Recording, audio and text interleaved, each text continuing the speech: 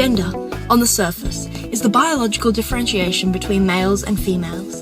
But when it comes to gender segregation, identification, and expectations, the definition of gender goes much deeper. Both males and females have been constantly stereotyped throughout history, and more often than not fallen into their binary gender roles. In Australia, the population is greatly influenced by the traditional practices of the gender roles in the United Kingdom, which is largely attributed to the British colonisation of Australia in the 18th century and the Anglo-Saxon views they held. But how does this affect us? In education, Mackay and Mackay agree that to this day these views are maintained. Girls are praised for being quiet, neat and calm. They are also associated with subjects such as hospitality and art, whereas boys are encouraged to be active, speak up, misbehave, but also work independently, and are associated with subjects such as HPE and manual arts. But what of single-gender schools? When it comes to separating genders in schools, many parents have differing views on whether it is impacting negatively or positively on their child's upbringing.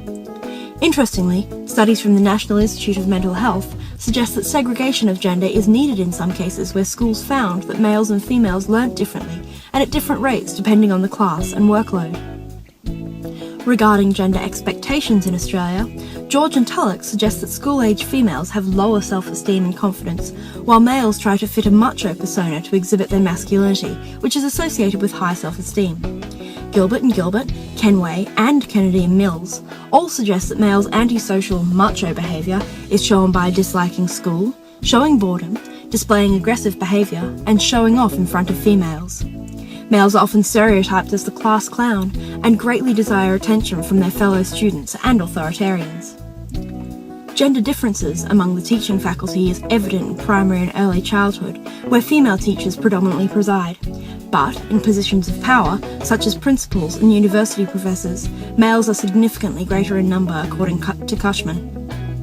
Again, this is a replica of the hierarchy introduced in Australia's colonisation, which still rings true in the 20th century. While gender roles are the social definition of men and women, views of what they represent vary among different societies, cultures, including Indigenous Australians, classes, ages, and throughout different periods of history. Outside the schoolyard, gender roles and responsibilities are often conditioned by household structure, access to resources, specific impacts on the global economy, and locally relevant factors such as ecological conditions. Gender is something every single person experiences, and every single person is conditioned to have expectations and opinions of their own gender, let alone opposing genders. Though, through an education lens, Group 10 has concluded that it is important to recognise the differences in gender, including, but not limited to, their typical strengths and weaknesses, but to not be prejudiced towards or have it affect the educational outcomes.